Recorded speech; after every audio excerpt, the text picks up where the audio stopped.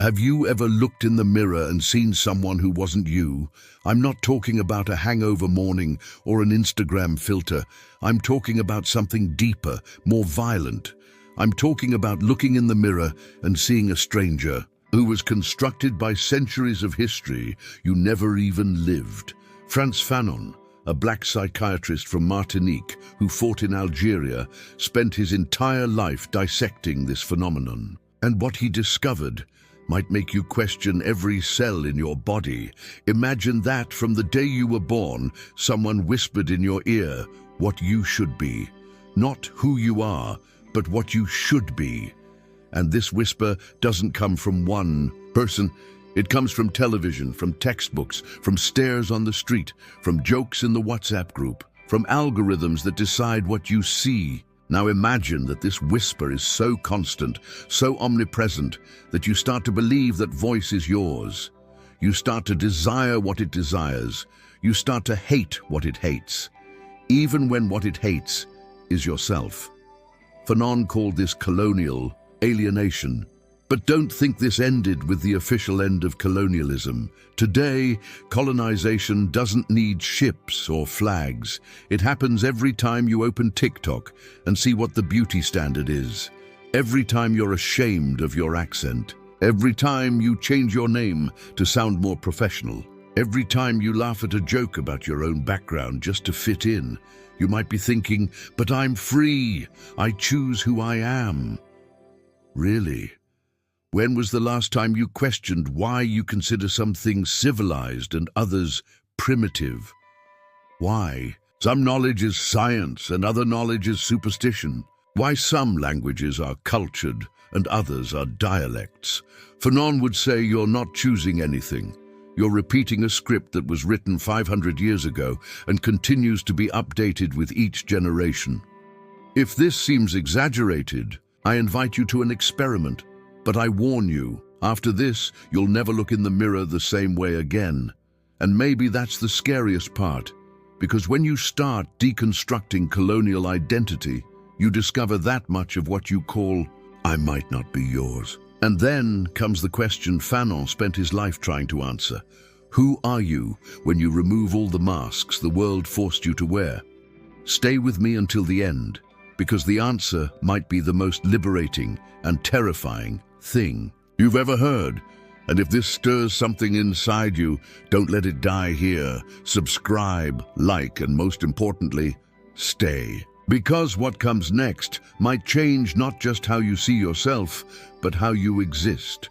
They told you a beautiful story, didn't they? That we live in a post-racial world, that colonialism is a chapter in history books, that everyone has equal opportunities. Now, that your success depends solely on your merit, your effort, your choices. They told you that diversity is celebrated, that we're all part of one global family, that your culture is valued. They even gave you a month to celebrate it. How generous. But here's what they didn't tell you. Every time you straighten your hair for a job interview, colonialism wins. Every time you code switch your voice to sound more articulate, colonialism wins. Every time you feel proud that someone says you're not like the others, colonialism wins. Every time you use skin lightening, cream colonialism wins. Every time you mock your grandmother's accent, colonialism wins. The myth says you're free because you can vote, because you can buy things, because you can post whatever you want on social media. But Fanon saw through this illusion decades ago. He understood that the most effective colonization isn't the one that puts chains on your body. It's the one that puts chains on your mind and convinces you they're jewelry. Think about it. Why do you consider a suit and tie professional but traditional clothing costume? Why is speaking multiple languages impressive only when they're European languages? Why do you trust a study from Harvard more than the wisdom of your own community? Why do you feel more validated when white people approve of your work? Why do you instinctively think of development as becoming more like the West? The cultural myth tells you this is just how the world works. Natural selection, survival of the fittest, the march of progress. But Fanon revealed the truth. These aren't natural laws, they're weapons. Weapons designed to make you compete in a game where the rules were written to ensure you lose. And the cruelest part? They convinced you that losing is your fault. You've been taught to see your own reflection through their eyes, to judge your worth by their standards, to measure your progress by how far you've moved from your roots, to feel grateful when they include you in their spaces, to feel ashamed when you don't fit their mold. This isn't freedom, this is the perfection of control. The myth is so powerful that even when you try to resist, you often end up reinforcing it. You seek their validation to prove you're equal. You master their language to show you're intelligent. You adopt their customs to demonstrate you're civilized. You become living proof that their way is the right way, the only way, the universal way. But what if Fanon was right? What if everything you've been taught about success, about progress, about civilization itself is just colonial propaganda dressed up in modern clothes? What if the real prison isn't that you can't be like them, but that you believe you should want to be? You're in a prison without walls, and the bars are made of everything you've ever learned about yourself. Fanon called it the epidermal schema, a fancy way of saying your skin becomes your cage. But it's more than skin deep. It's in your neurons, your reflexes, your dreams. You don't just live in this prison, you are this prison. Picture this. You're scrolling through LinkedIn and you see another diversity post. Your company's celebrating inclusion, but you know the truth. You know that Jamal had to become Jay to get callbacks. You know that Priya speaks in a different octave at work. You know that Carlos never mentions his neighborhood. You know because you do it too. You perform whiteness like your life depends on it, because in many ways, it does. The prison works through mirrors, not real mirrors, social mirrors. Every interaction becomes a reflection of what you're supposed to be. You walk into a store and immediately adjust your behavior to seem less threatening. You enter a classroom and suddenly your intelligence is on trial. You join a Zoom call and instantly scan to see if you're the only one. You live in a constant state of performance, editing yourself in real time, trying to be the good one, the safe one, the exception to the rule they never say out loud. Fanon understood this because he lived it. A black man in white spaces, a psychiatrist treating the colonized, a revolutionary wearing the colonizer's language. He wrote about the white gaze, how you start seeing yourself through eyes that were trained to see you as less than human. And the tragic part? You internalize it so deeply that you police yourself harder than they ever could. Think about the last time you felt truly free. Not Instagram vacation free, not weekend drinks free, but truly, deeply, authentically free to exist without translation, without explanation, without justification. Can't remember? That's because the prison follows you everywhere. It's in your mouth when you change your accent. It's in your head when you dismiss your own thoughts as not sophisticated enough. It's in your heart when you feel shame about where you come from. The algorithm knows, it knows exactly how deep this goes. It feeds you content about how to be more productive, how to optimize yourself, how to become your best self. But who's best? Optimize for what? Productive for whom? The prison has gone digital, and now it updates in real time, tracking your every move, learning your insecurities, selling you solutions to problems it created. You're not just trapped in a system. You've become the system. You are simultaneously the prisoner, the guard, and the warden. You check yourself before anyone else can. You shrink yourself before anyone asks you to. You translate yourself before anyone demands it. You erase yourself before anyone notices you. This is the genius of modern colonialism. It automated itself. It doesn't need armies anymore. It has you.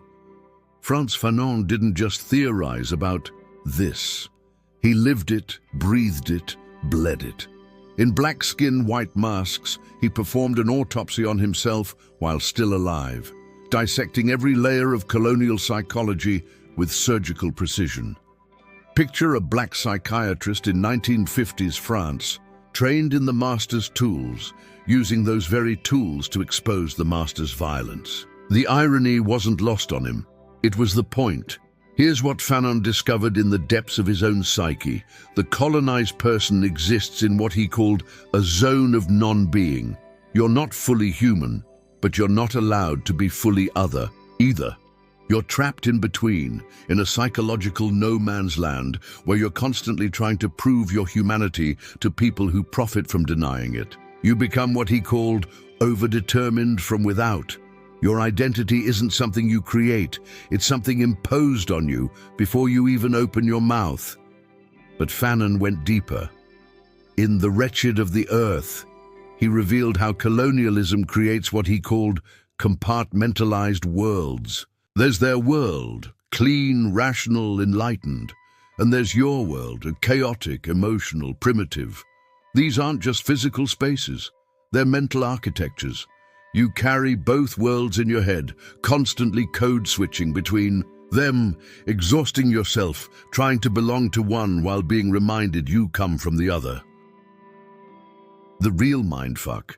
Fanon showed how the colonized often become more colonial than the colonizers. You internalize their values so deeply that you become the most zealous enforcer of their standards. You learn to hate your own reflection more efficiently than they ever could. You perfect the art of self-contempt. You become, in Fanon's words, a phobogenic object, something that triggers fear and disgust, especially in yourself. But here's where Fanon becomes truly revolutionary. He didn't just diagnose the disease, he prescribed the cure. And it wasn't therapy, it wasn't integration, it wasn't becoming a better version of what they wanted you to be. The cure was violence. Not necessarily physical violence, but psychological. Violence against the colonial structures in your own mind. A complete decolonization that requires, in his words, the replacing of a certain species of men by another species of men. Fanon understood that you can't reform your way out of colonialism. You can't diversity and inclusion your way to freedom. You can't representation matters your way to liberation. Because the system isn't broken. It's working exactly as designed. Every token gesture, every symbolic victory, every black face in a high place, these aren't progress. They're pressure valves, releasing just enough steam to keep the machine running. The most radical thing, Fanon said, that the colonized must stop seeking recognition from the colonizer. Stop trying to prove you're human. Stop begging for acceptance. Stop negotiating for dignity. Because the moment you seek their validation, you've already accepted their terms. You've already agreed that they have the power to grant or deny your humanity. And that, Fanon insisted, is the deepest victory of colonialism, making you complicit in your own dehumanization. So here you are, sitting with this knowledge like a stone in your stomach. You can feel it, can't you? That creeping realization that you've been playing a character your entire life, that the person you think you are might just be a colonial construct with a social media account. Fanon would say this feeling, this nausea, this vertigo, is the beginning of consciousness, the moment when the mask starts to crack. But knowing is the easy part. The hard part is what comes next, because now you have to face the trained version of yourself, the one who's gotten really good at the game, the one who's built an entire identity around being palatable, acceptable, respectable, the one who gets invited to the meetings, who gets cited as an example, who gets held up as proof that the system works. That version of you has survival value. It pays your rent. It keeps you safe. It gets you through the day. And now you're supposed to kill it, to commit what Fanon called absolute violence against everything you've worked to become. Your colonized self won't go quietly. It will fight back with every weapon in its arsenal. It will remind you of every time staying quiet kept you employed, every time code switching got you respect, every time playing along open doors. It will tell you that Revolution is for people who can afford it, and you have bills to pay. This is the crisis Fanon knew would come. The moment when you realize that decolonization isn't a theory you can intellectualize over coffee. It's a demolition of self that requires you to destroy the very foundations you're standing on. It's choosing to be homeless in your own mind, rather than living in a house built by your oppressor. You start to see the colonizer everywhere, not just in systems and institutions, but in your own thoughts, preferences, and desires. Why do you find certain features attractive? Colonial programming. Why do you value certain types of intelligence? Colonial programming. Why do you dream the dreams you dream? Colonial programming. You're not just unpacking baggage. You're discovering that you are the baggage. The vertigo intensifies when you realize how deep it goes. Your career goals, shaped by colonial definitions of success. Your relationship patterns, influenced by colonial models of love. Your parenting style, infected by colonial ideas of progress. Even your resistance is colonized. You protest in their language, using their logic, appealing to their conscience. You're playing chess on a board they created, with pieces they carved according to rules they wrote. And the loneliest part? The people around you, even the ones who look like you, might not understand. They'll call you extreme. They'll say you're overthinking. They'll accuse you of being divisive, of not being grateful for how far we've come.